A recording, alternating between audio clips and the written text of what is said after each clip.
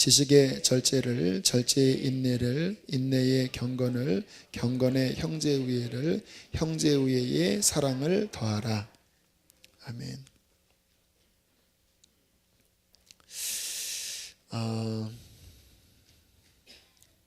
지금 계속 베드로 후서에 나오는 우리 신앙인이 가져야 될 그 덕목들을 우리가 하나하나 지금 살펴보고 있지요.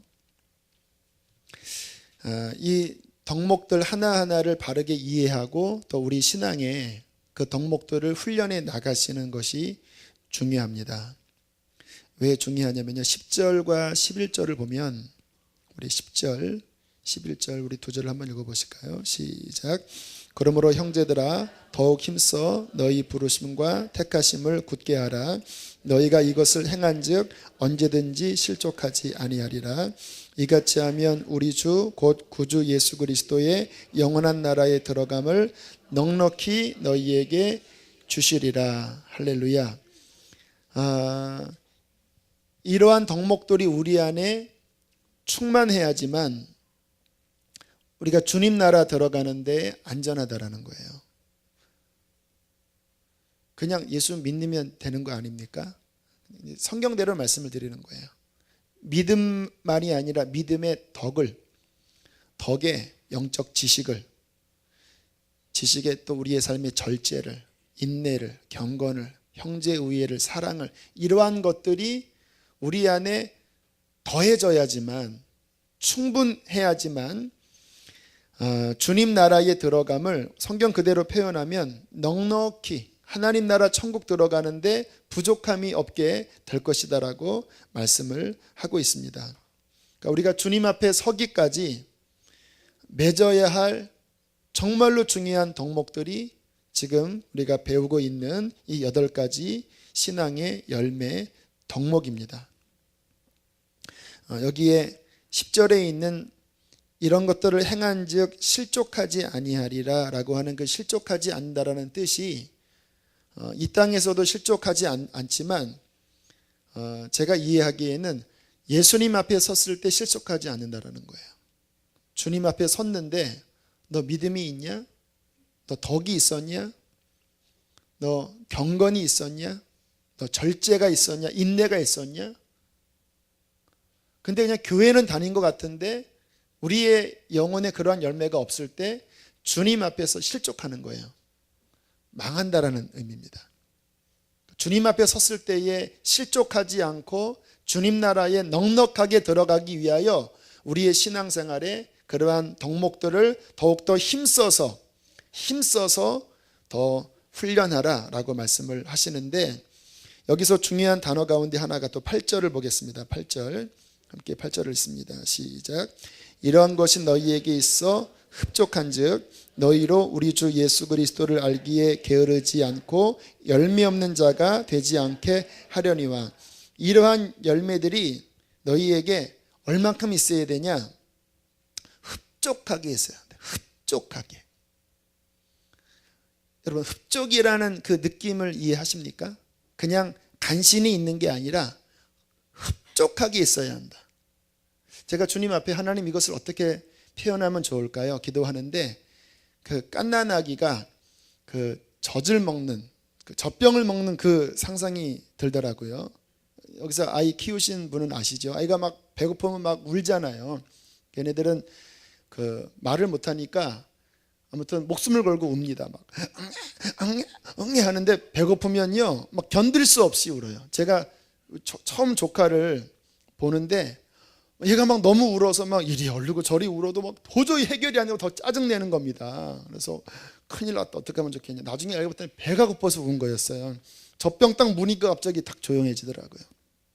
그런데 그 아기가 이제 젖을 먹는데 이게 이렇게 한 50ml를 먹었는데 이게 양이 안 찼습니다. 근데 젖이 똑 떨어졌어요. 그때 아이 반응 아십니까? 이 젖병을 딱 빼면 갑자기 눈이 동그래집니다. 그리고 갑자기 하면서 울어요. 하면서 너무 서운하다라는 거예요. 흡족하지 않으니까. 하면서, 그래서 또 울면은 알았다 하면은 또 다시 한 200ml 더 타서 딱 입에 물리면은 어떻게 먹습니까? 하면서 막 배고프다 이거예요. 나 흡족해야 된다. 막 숨을 막 몰아쉬면서 하면서 막 그냥 막 들어갑니다. 하면서 막 먹는데 한참을 먹고 나면 이제 흡족해져요. 그러면 아이가 어떻게 합니까? 빨지 않고 이렇게 장난칩니다. 이렇게 젖병 꼭지를 이렇게 깨물면서 이렇게 장난치고 이렇게 혓바닥으로 이렇게 밀기도 하고 옆으로 이렇게 막 세기도 하고, 그 다음에 이제 장난치면 웃어요. 이렇게 웃고, 그러면 이제 흡족한 거예요. 그리고 이제 젖병을 빼면은 이제 막 깔깔 웃기도 하고 또 막 딴 생각하기도 하고. 그때 이 아이가 흡족해야지 이 아이가 안심하는 거예요. 우리 신앙생활도 주님께서 말씀하시는 겁니다. 너희의 믿음, 너희의 덕스러움, 너희의 인내, 영적 지식들, 너희의 경건함들, 너희의 사랑이 그냥 아기가 그냥 먹다가 만 것처럼 그냥 이렇게 죽지 않을 만큼 그냥 교회 잠깐 딱 찍고 믿습니다 이렇게 하지 말고 흡족하게, 그냥 너희 영혼이 그냥 흡족하게 있어야지만 너희의 영혼이 안전하게 주님 나라 들어간다고 말씀하시는 거예요. 많은 분들이요, 아사 상태의 신앙생활을 합니다. 거의 영혼의 모습을 보면 진짜 이렇게 삐쩍 말라갖고 그냥 눈만 퀭한 그 영적인 모습에 그냥 주일날 이렇게 앉아 있다가 이렇게 막 충격받고, 그리고 돌아가서 또 아주 그냥 깡마른 상태로 살다가 이렇게 거의 뭐 주일날 정도 성경 한번 읽을까, 그리고 뭐 주님에 대한 생각도 거의 안 하다가 이런 상태로는요, 이게 이 좁은 신앙의 여정을 갈 수 없습니다. 철로역정 읽어보면요, 중간중간에 얼마나 많은 유혹이 있는지 몰라요. 우리 어머님 같은 경우 이제 예수님을 제가 20대 초반에 예수님을 만나셨어요.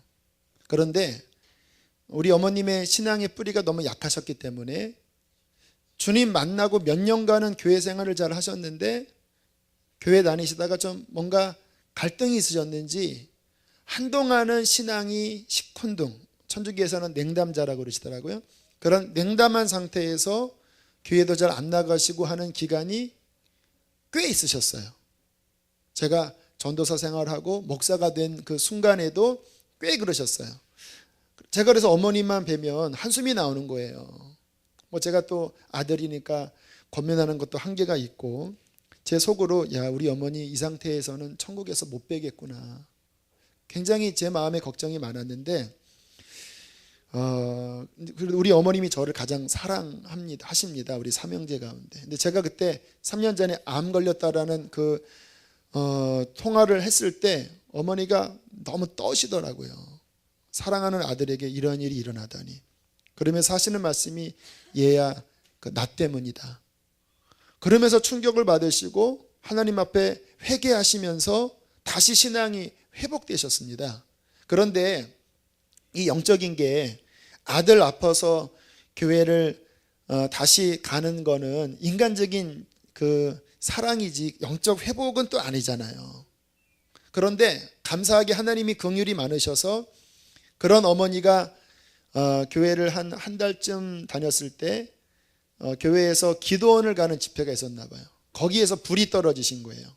막 몇 시간을 그냥 가슴을 찢으면서 회개를 하셨다고 하시더라고요. 얼마나 그냥 울고불고 회개를 하셨는지 몸살이 나버리셨습니다. 너무 격렬하게 회개하셔서. 그리고는 그 이후에 뵈면 이제 교회에 잘 섬기시면서 그렇게 흡족한, 그래도 그나마 이렇게 흡족한 신앙생활을 하시는 모습을 보면서 하나님 앞에 감사했어요. 여러분, 우리가 신앙생활을 할 때 안전하게 들어가시려면 흡족하셔야 합니다. 여러분의 영의 그 아기가 흡족해야 돼요. 흡족해야 돼요. 우리 주위의 분들에게 그렇게 믿음으로 격려하세요. 흡족하게 신앙생활 합시다. 이렇게 두 분, 세 분에게. 네. 예배도 흡족하게, 성령 집회도 흡족하게 한 2시간 이상, 기도와 말씀 샤워 집회도 흡족하게 8시간, 그리고 한몸 기도회도 흡족하게, 아무튼 영적으로는 흡족하게 그냥 그 영혼을 적시는 것이 너무나 중요합니다. 오늘은 이제 7번째 덕목으로, 자, 형제 우애에 대한 말씀을 우리가 살펴보겠습니다. 그 형제 우애를 헬라어를 보니까 필라델피안이라는 단어더라고요. 그 헬라어의 사랑의 단어들이 여러 가지 있는 거 아시죠? 남녀간의 에로스고, 신적인 사랑이 아가페고, 우리 형제의 우애가 필레아입니다. 그러니까 여기서 말씀하는 형제 우애, 그 다음이 사랑이거든요. 어떻게 보면 같은 의미인 것처럼 보여요. 그런데 굳이 구분하면 이 형제 우애는 정말 이 형제 사이의 우정, 사랑, 이것을 더하라는 말이고, 맨 뒤에 나오는 아가페, 그 아가페는 하나님과의 사랑을 더 깊이 하라, 그렇게 말씀을 나눌 수 있을 것 같아요. 그래서 아가페는 다음 주에 나누고, 오늘은 이 필라델피안 형제 우애에 대한 말씀을 우리가 살펴보기를 원합니다. 하나님께서는 인간을 지으실 때 공동체로 지으셨습니다. 그래서 가족을 만드셨고요, 사회를 만드셨고, 교회를 만드셨어요. 그래서 신앙생활도 하나님의 작동 원리는요, 혼자서 신앙생활을 하는 것 가지고는 이게 어느 한계를 벗어날 수 없습니다. 반드시 신앙생활은요, 공동체로 하셔야 합니다. 그게 정상이에요. 신앙인들이 서로 도우면서 그 도움 속에 하나님의 사랑이 운행하시는 거예요. 그래서 아까 서로 제가 손 붙잡고 기도하라는 거예요.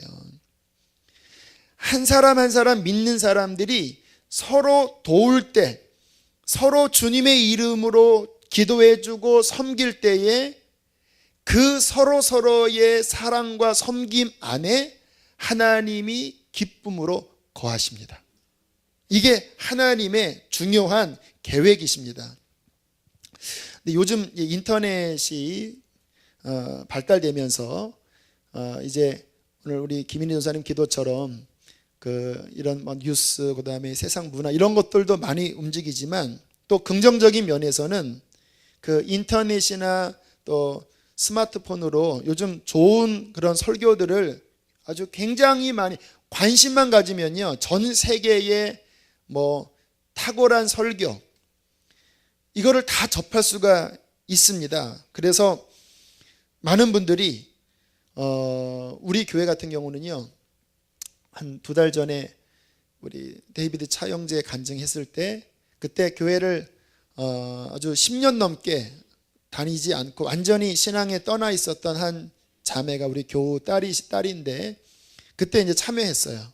근데 우리 데이비드 차 형제가 홀리 튜브라는 그 스마트폰 그 어플을 만들었다라는 그 이야기를 듣고 한번 우연히 들어가 봤는데, 거기 안에 나와 있는 설교에 이 자매가 이게 거듭나게 된 거예요.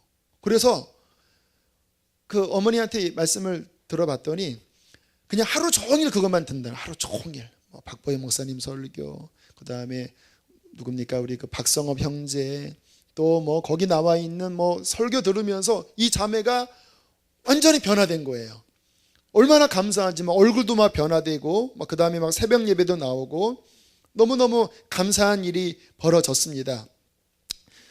정말 이게 잘 사용하면 인터넷이라는 것이 그 신앙을 깨우는데, 이 교회에서 얻지 못하는 다양한 영적 양식을 얻을 수가 있어요. 하나님이 또한 그 도구를 사용하십니다.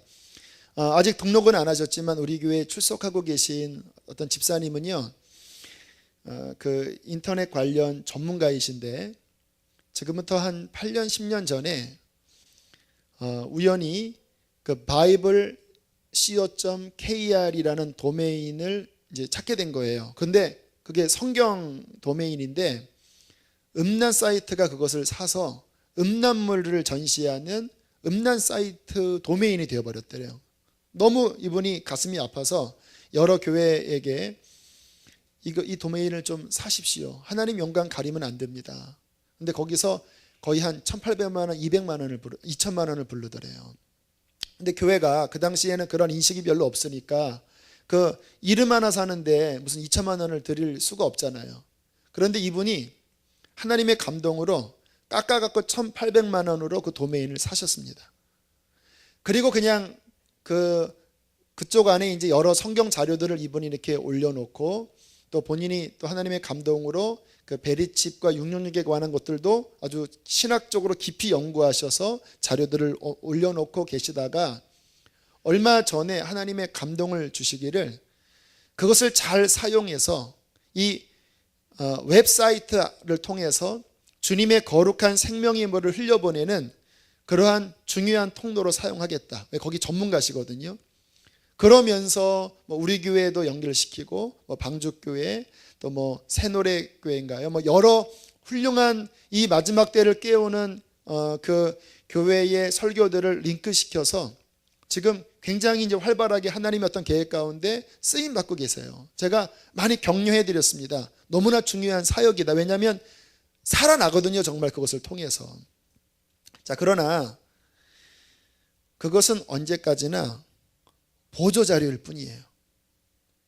훌륭한 도구이기는 하지만 그것이 우리 신앙생활의 메인이 될 수는 없습니다.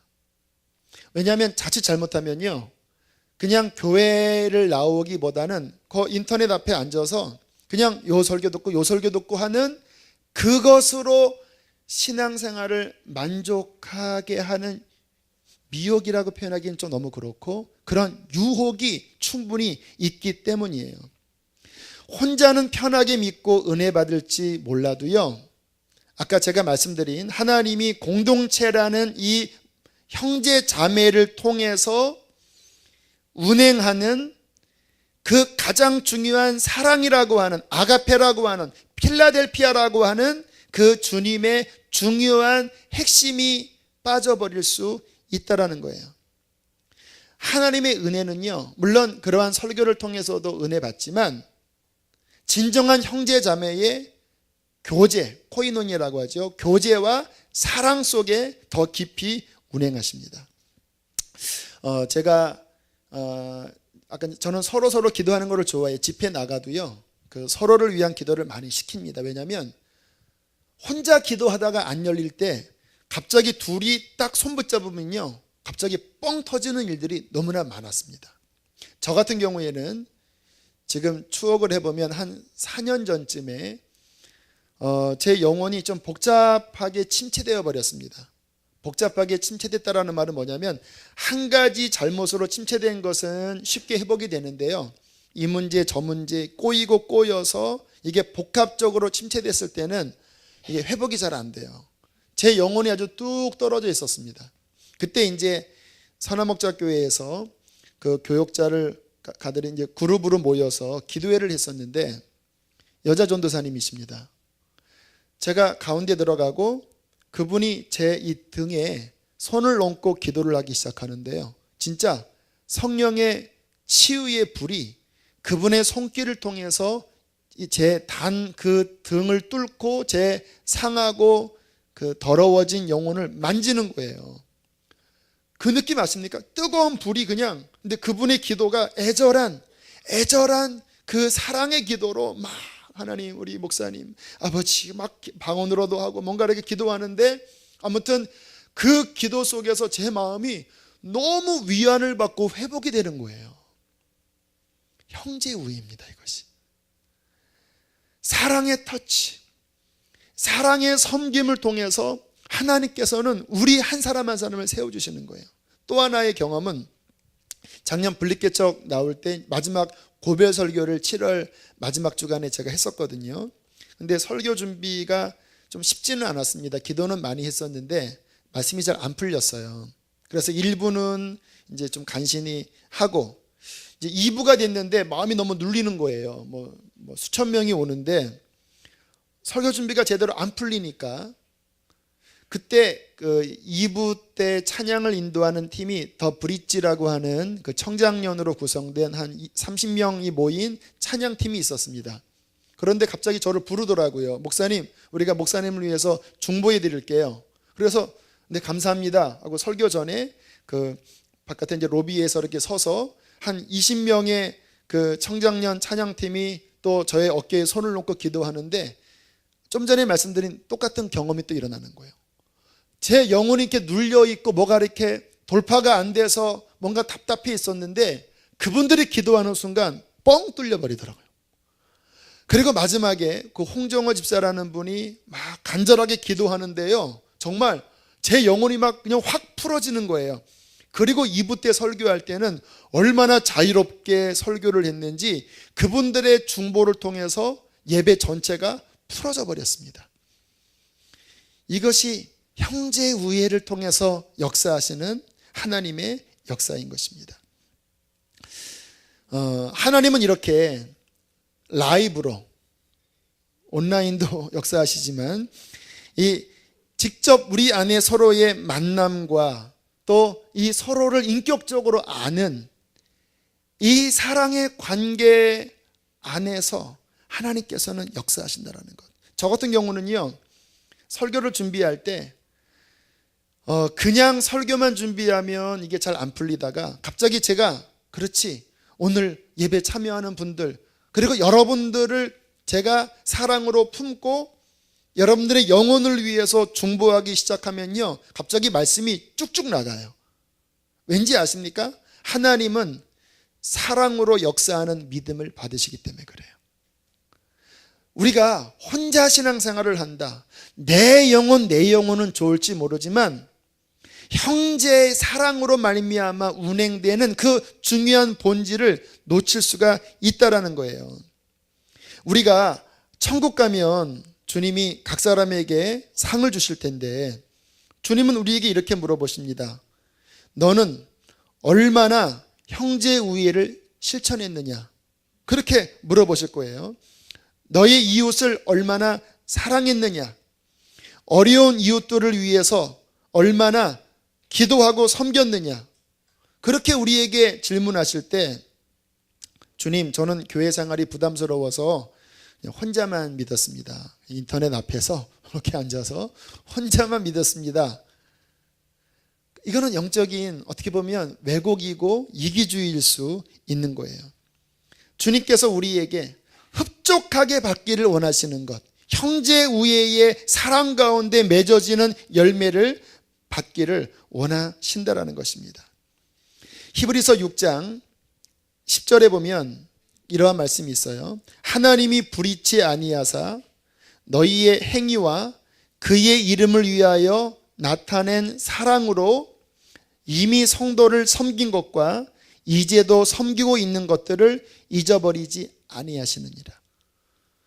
우리가 형제 자매를 섬기고 있는 그 마음을, 그 필라델피아를 주님께서는 기억하고 계신다라는 거예요.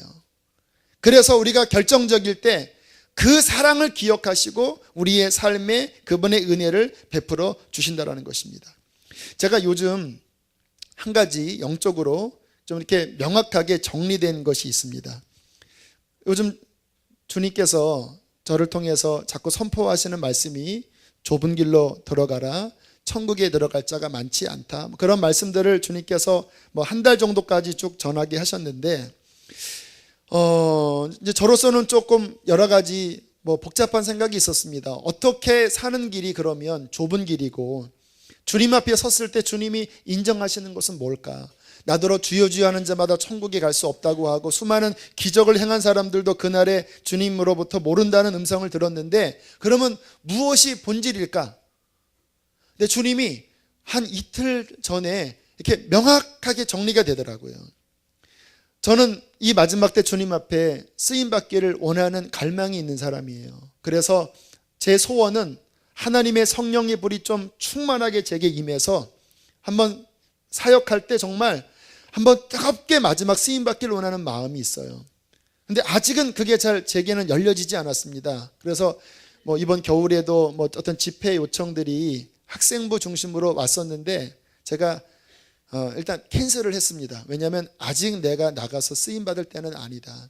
일단은 그냥 이 교회 안에서 더 나를 파고 그리고 겸손하게 이렇게 준비하다가 어느 순간에 정말 영적인 것들이 확 열려지면 그때 그런 집회들을 이제 나가야 되겠다 이런 생각 때문에 이게 혹시 잘못인가라는 생각이 있었지만 그렇다고 제가 불충성은 아니고 제가 일단 이 교회를 중심으로 섬기려는 마음 때문에 몇 군데를 취소를 했는데 근데 주님이 제게 제 마음에 정리시킨 것이 뭐였냐면 결국 주님께서 인정하시는 거는요 무슨 뭐 능력을 행했는지 그거는 주님께 달려있는 거고 뭐 기적을 행했는지 그것도 하나님께 달려있는 거고 정말 주님이 보시는 거는 내가 주님 사랑하고 그 주님 사랑 때문에 내 형제자매를 정말로 사랑하고 섬긴 이 형제의 우애와 사랑 이것이 있다면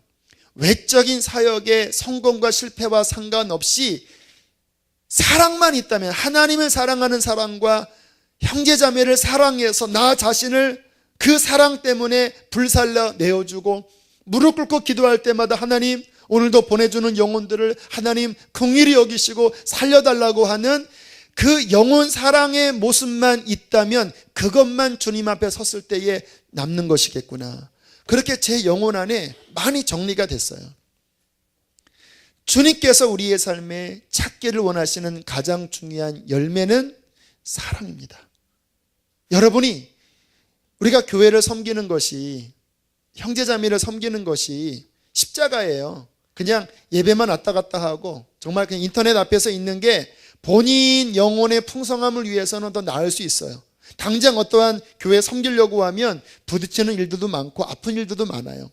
하지만 주님께서는 힘들지만 그러나 주님이 피 흘려 죽으신 그 형제를 내가 품고 그를 세우려고 하는 진정한 사랑이 우리 안에서 열매 맺어질 때 그것을 그 나라에서 상으로 갚아 주실 것입니다. 이 말씀은 정말 중요한 말씀이에요.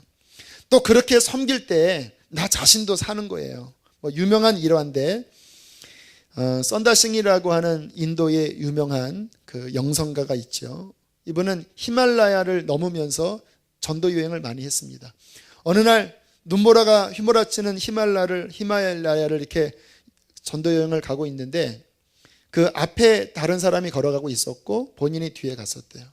근데 이렇게 가다 보니까 어떤 한 사람이 무슨 이유인지 모르지만 가다가 여행길에 쓰러져서 죽어가고 있는 거예요. 근데 다 지쳐 있잖아요. 그러니까 앞에 가는 사람은 내가 이 사람을 괜히 뒤치다거리 하면 둘 다 죽으니까 어차피 죽을 사람이니까 가자 하고 갔고요. 썬다싱은 그리스도의 형제 우애의 마음으로 그 사람을 끌어안았다고 합니다. 그리고 산을 넘고 또 한참 여행을 가고 있는데 한참을 가다 보니까 앞에 갔던 그 사람이 얼어 죽어 있더래요. 왜 얼어 죽었을까요? 혼자 걸어간 그 체온이 둘이 끌어안고 가는 체온보다 더 떨어졌기 때문에 결국은 그가 얼어 죽었고요. 썬다싱은 힘들었지만 이 죽어가는 사람을 살리기 위해서 들쳐 업고 안고 하면서 서로 체온이 부비면서 둘 다 살았다라는 이야기를 여러분 아시잖아요. 우리가 정말로 형제 사랑을 위해서 나 자신을 희생하기 시작하면요, 그게 힘든 것 같지만 그 사람도 살고 우리 자신도 살 수 있습니다. 제 영혼이 지금 이 정도 유지되는 이유는요, 다른 이유가 아니에요. 제가 여러분을 섬기려고 하기 때문에, 여러분을 위해서 기도하고 하나님의 말씀을 대언하려 하기 때문에 주님이 지금 저에게 이만큼이라도 영적으로 지킬 수 있게 하신다고 믿습니다. 여러분, 서로 섬깁시다. 형제의 우애를 더욱더 실천합시다. 자, 그렇다면 구체적으로 어떻게 우리가 섬길 수 있고 어떻게 형제의 우애를 실천할 수 있을까요? 첫 번째는 공동체로 들어가셔야 합니다. 예배 참석만이 아니라 소그룹 공동체로 꼭 들어가셔야 돼요. 우리 교회에서는 그것을 목장이라고 하는데 여러분 각 교회의 뭐 구역일 수도 있고요. 그 소그룹 공동체에 들어가서 그 소그룹 공동체가 오늘 이 본문의 말씀처럼 진정한 형제 우애가 그 안에서 꽃필 수 있고 열매 맺을 수 있도록 여러분 자신이 그 안에 들어가서 섬기는 역할을 해 주셔야 합니다. 여러분, 제가 신약 성경을 쭉 읽어보면요, 진짜 성경적 교회의 원형은요, 이 형태가 아닙니다. 대형 교회가 성경적인 교회에서 많이 왜곡되기 쉬운 형태가 대형 교회예요. 저도 그래서 고민이에요. 우리 교회는 어쨌거나 대형 교회거든요. 제 이름이 강대형이기 때문에 농담입니다. 아무튼 제가 큰 교회를 섬겨보면 이게 왜곡되기 쉬워요. 우리 교회도 사람들이 늘어날 때 그냥 극장 구경하듯이 예배드리고 돌아가요. 큰 교회 이름은 걸려 있어요. 그런데 좋은 말씀 듣고 좋은 여러 가지 환경이 있어요. 하지만 성경에서 말씀하시는 교회는 그게 아니거든요. 성경에서 말씀하시는 교회의 원형은 10사람 미만의 서로를 인격적으로 아는 믿음의 사람들이 모여서 그 안에서 서로를 사랑하고 서로를 권면하고 서로를 중보하면서 그 사랑 안에 하나님의 완전하신 임재가 나타나는 것이 성경적인 교회거든요. 근데 대형 교회를 가면, 우리 교회도 뭐 대형 교회는 아니지만 그럴 수 있어요. 그냥 예배만 드리고 돌아가면 예배한 것 본 것뿐이지 교회 생활이 안 된다라는 거예요. 초대교회는 어떻게 신앙생활을 했냐면요, 그 고린도전서나 에베소서를 보면 그 믿는 공동체가 한 10명 정도 이렇게 모인 곳에서 설교자가 없습니다. 하나님의 성령의 운행을 전적으로 믿는 거예요. 지금 여러분들 그 한 사람을 위해서 기도해 준 다음에 하나님의 어떤 마음으로 기도해 줄 때 어떠한 그 짝에서는 하나님의 어떠한 음성들이 들렸을 거예요. 하나님의 마음이, 성령의 운행하심이, 그 원형은 그 몸 안에서 각 사람 안에서 하나님께서 움직이시면서 은사를 통하여 말씀하시는 거거든요. 그러니까 초대교회는 어떤 식이었냐면 한 10명 미만의 사람들이 모여서 함께 찬양해요. 그리고 하나님의 어떠한 그 마음으로 이제 서로를 해서 격려하는데, 그게 예언적인 선포를 하는 거예요. 하나님께서 오늘 이 시간에 누군가에게 회개하라고 말씀을 하십니다. 그러면 그 가운데 마음에 찔리는 사람이 나와요. 그러면 함께 손을 놓고 기도해 주면 그 부분이 드러나서 치유해 주고, 하나님께서 오늘은 누구 아픈 사람을 위해서 기도해 주라고 합니다. 그러면 신유의 은사 있는 분이 또 그분을 위해서 기도하면 하나님의 치유가 일어나고, 낙심한 자를 가운데 놓고 그 몸된 공동체가 함께 샤워하듯이 기도해 주면 그 안에 하나님의 치유의 능력과 회복의 능력으로 일으켜주고, 그 안에서 충분히 그 10명 미만의 성령 충만한 사람들이 각각의 역할이 충실하게 사랑 안에 나타났을 때에 교회가요, 그 모습 속에서 영광의 빛을 발했어요. 교회가 언제부터 타락했냐면요, AD 313년인가요? 콘스탄틴 대제가 기독교를 국교화로 하면서 이게 그냥 교회를 그 사제와 그리고 평신도로 나누고, 그리고 교역자가 이렇게 말씀을 전하고 평신도는 앉아서 듣는 증거 같은 형태의 구조가 원래 초대교회 형태가 아니었습니다. 그런데 로마 국교화가 되면서 거기 있는 이방 종교와 혼합되면서 사탄이 교회를 그렇게 변질되게 만든 거예요. 그래서 지금 마지막 시대에 다시 하나님께서 회복하시는 모습이 뭐 셀이니 뭐 목장이니 가정교회니 그러한 개념을 통해서 그 소그룹 안에 하나님의 그 형제 우애를 인격적 관계와 성령의 운행을 통해서 회복하는 그 운동을 지금 이 마지막 시대의 교회의 원형을 회복하시는 거예요. 그래서 우리들이 정말 진정한 신앙생활을 하시려면 그 몸 안에 소그룹 안에 들어가셔서, 여기 목자들도 계신데 정말 하나님의 그 사랑을 그 안에서 한번 경험해 보려고 마음을 열고 나갈 때 하나님의 그 교회의 아름다운 영광을 그 안에서 체험하게 될 것입니다. 지금 우리 교회 같은 경우에는 제가 보기에는 제자 훈련이 제가 생각하는 딱 그 원형에 가장 가까워요. 일주일에 한 번씩 그 안에서 말씀 나누고 그 서로의 나눔을 통해서 얼마나 지금 도전받고 있습니까? 그리고 지난 복음 인카운터 때 감사한 게 각 그룹에서 가운데 한 사람씩 넣고 함께 안수기도 했을 때 얼마나 하나님께서 수많은 사람들을 터치하시고 그 영혼들을 자유케 하셨습니까? 그게 바로 형제우애, 소그룹 안에서 운행하는 형제우애의 모습인 거예요. 제가 몇 주 전에 이제 우리 교회 말고 다른 교회 한 권사님을 제가 잠깐 만날 기회가 있었는데, 제가 이제 그 우연히 그 교회 속회에 대해서 제가 여쭤봤습니다. 목장이죠.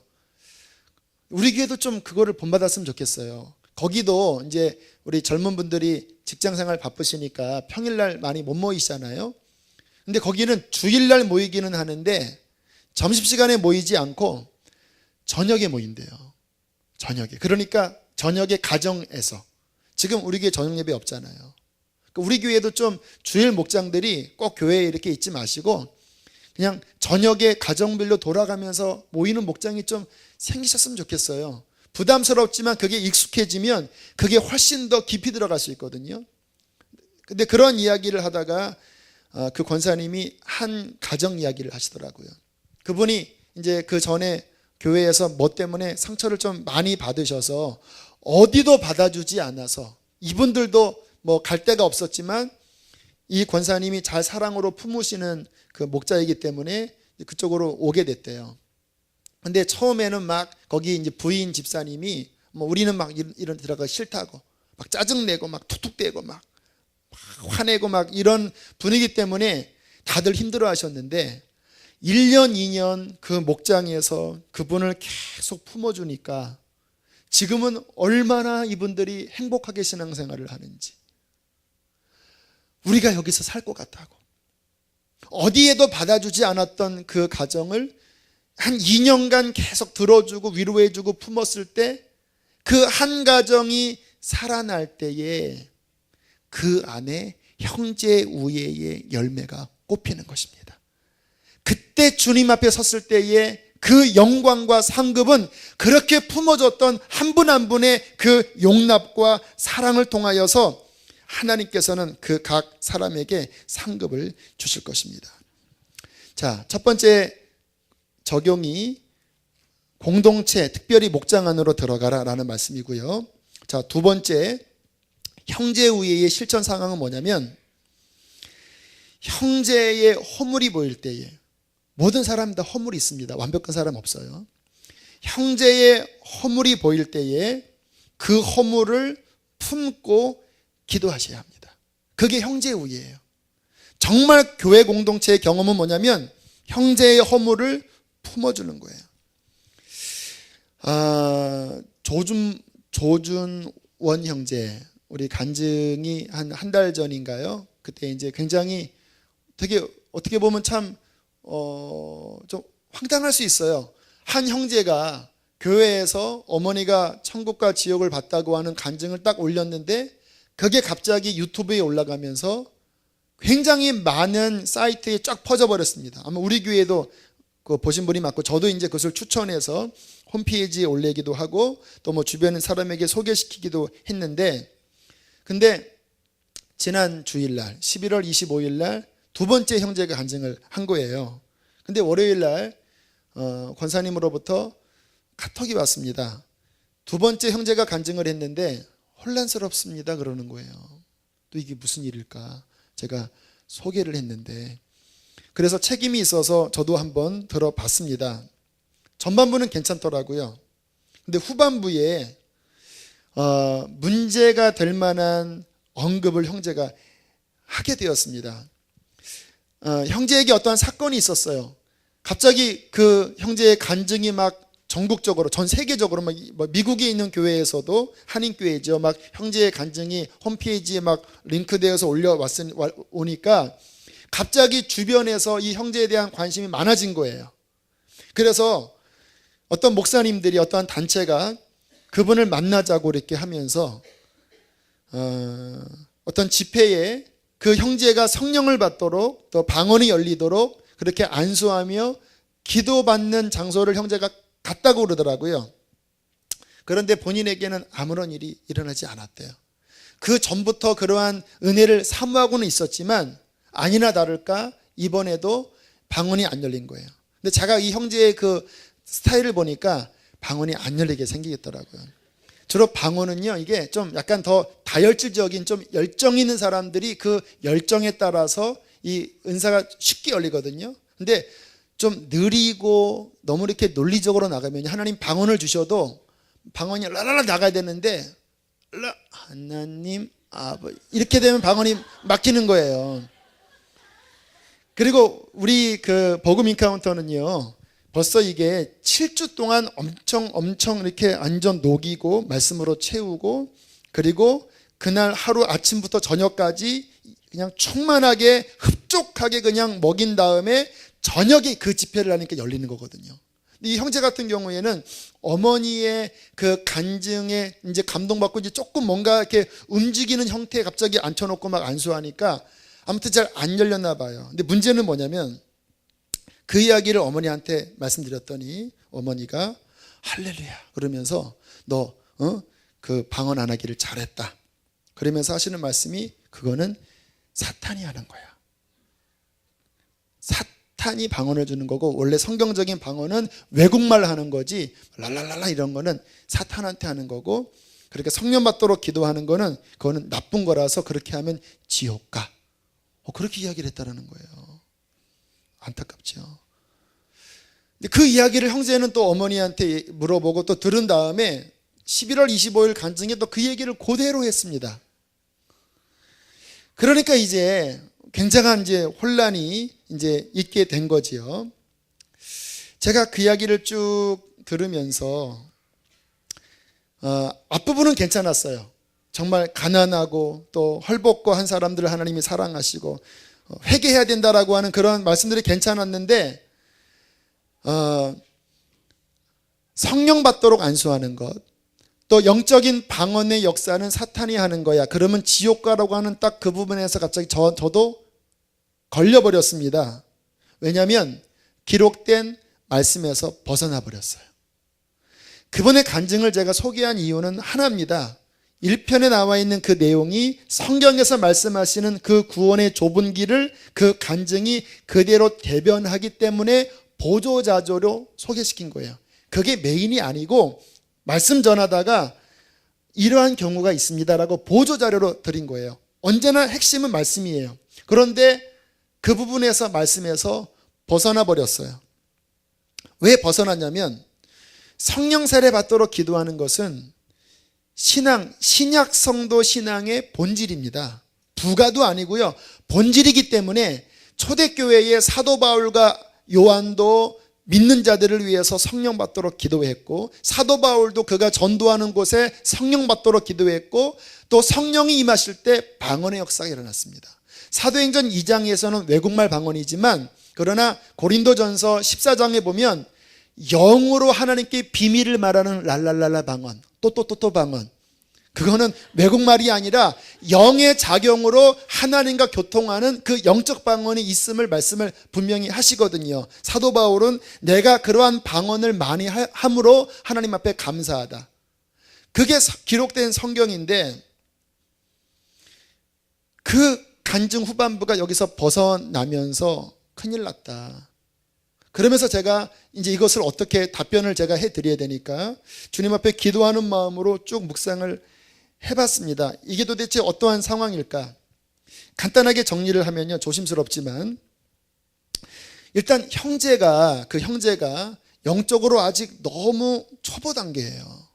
형제는 아직 말씀 훈련도 받은 분도 아니고 성령의 어떤 것도 열린 분이 아니고 그냥 어머니한테 들은 이야기를 그냥 전달하는 전달자예요.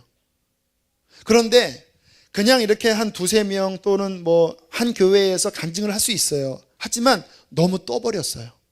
그게 인터넷을 통해서 너무 퍼지면서 이 형제가 감당하기에는 수준을 한참을 뛰어넘는 상황 가운데 들어가는데, 이 형제의 영적 상황은 그게 안 되니까 그가 뭐 안수기도 받고 뭐 방언이 안 열리고 하는 그런 모든 것들을 아직 해석하기에는 너무 초보인데, 그 간증을 통해서 그게 옳으니 그르니라고 말하는 그 자체가 일단 이 그 형제의 수준에서 넘어가 버린 안타까움이 있었고요.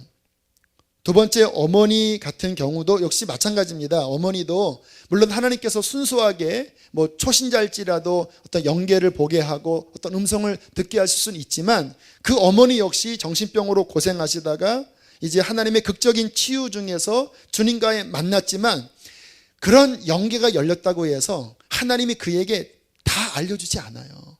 우리 하나님은요, 우리가 성경을 연구하고 또 오랜 그런 경험을 통해서 깨달아진 그 모든 것들을 활용하시는 분이지 어느 날 영적으로 열렸다고 그에게 세상 모든 비밀을 다 알려주시지 않아요. 하나님은 자연적인 그러한 심는 대로 거두는 그 원칙들을 벗어나기를 기뻐하지 않는 분이거든요. 신학자는 신학자 나름대로의 그 훈련에 그가 연구한 것이 계시를 본 것은 아니지만 그가 몇십 년 동안 그 신학을 연구한 그것을 통해서도 하나님께서 보여주시는 거예요. 그래서 성경을 보면요, 좀 재밌는 게 베드로나 12제자들은 예수님과 3년 6개월 그냥 충만하게 그렇게 3년 동안 만났는데도 그분들이 쓴 서신, 특히 베드로 같은 경우는 수제자인데도 성경이 많이 없어요.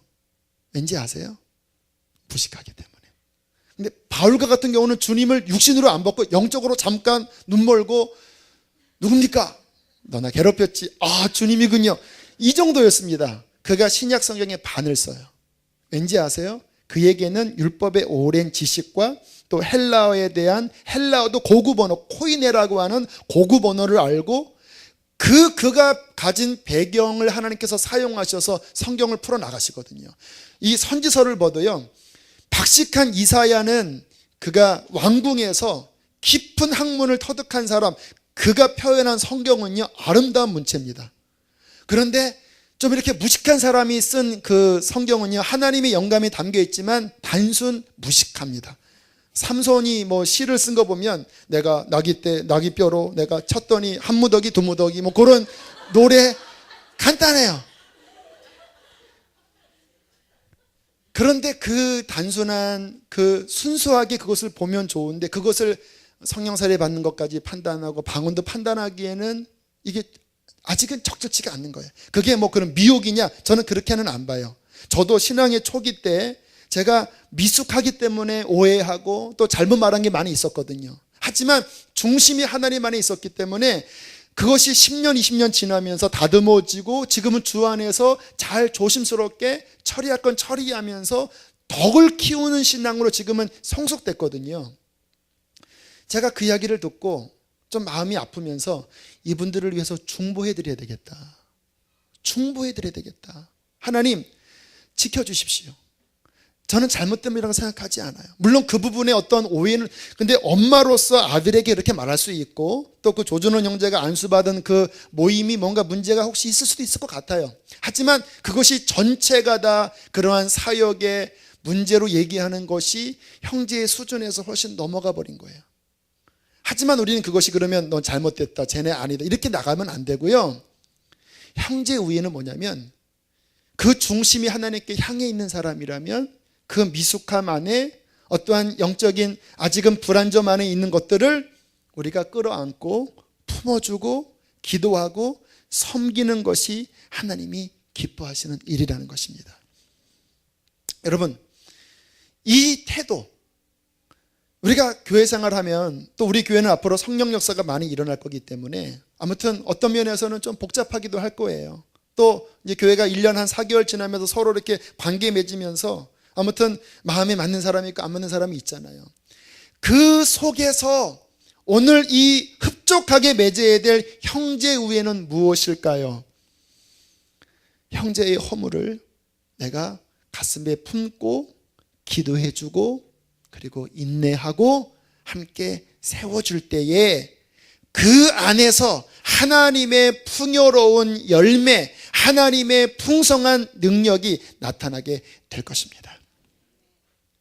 교회 안에서뿐만 아니라 여러분의 오늘 말씀을 기억하면서 삶에서 많이 혹시 여러분의 가족 가운데 또는 과거의 교회에 또 내가 부딪혔던 많은 사람 가운데 형제 우애를 내가 적용하지 않고 인간의 육신의 마음으로 내가 판단하고 또 상처 주고받았던 그런 부분들이 남아있는 부분이 있다면 오늘 이 형제의회라는 진정한 열매를 우리의 신앙에 적용하면서 예수 그리스도의 사랑으로 그 묶인 것들이 풀어지게 되기를 축복합니다.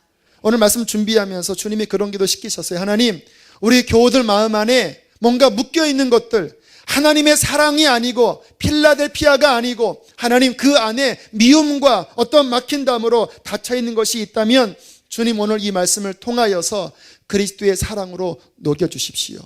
이러한 것들이 우리 안에 흡족한 즉 우리는 주님 나라에 넉넉히 들어가게 될 것입니다. 우리 함께 이 시간 찬양하고 기도하겠습니다. 옛날에는 좀 여러 번 불렀었지만 근래에는 안 불러서 여러분이 낯설 수도 있을 것 같아요. 하지만 마음에 감동이 와서 그냥 부르겠습니다. 예수 닮기를 원하네.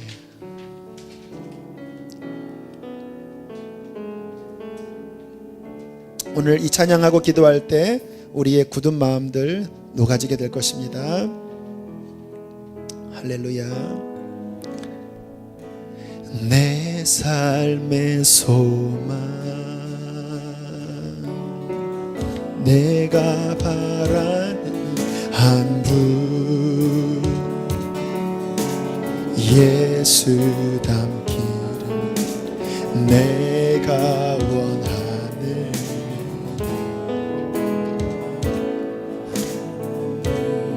사랑 풍성한 그늘, 예수 닮기를 내가 원하네. 예수 닮기를, 예수 보기를, 예수만 높이기 내가 원하네.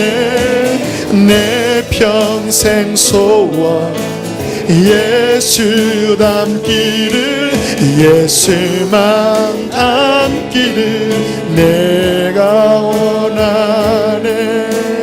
온유하시고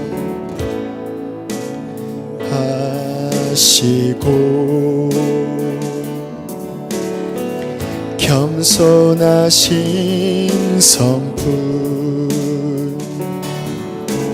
예수 닮기를 내가 원하네. 자비하시고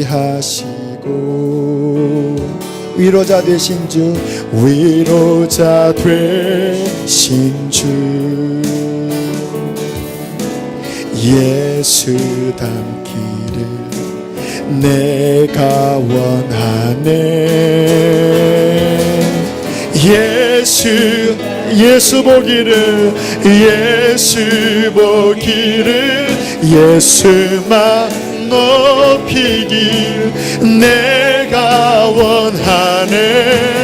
내 평생 예수 닮기를, 예수 닮기를, 예수만 닮기를 내.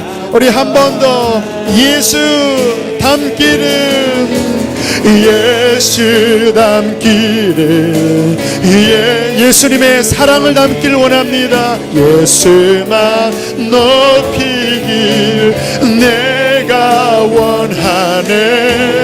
내 평생 소원 예수 닮기를, 예수만 닮기를 내가 원하네. 우리 처음 1절만 다시 한번 고백합시다. 내 삶의 소망,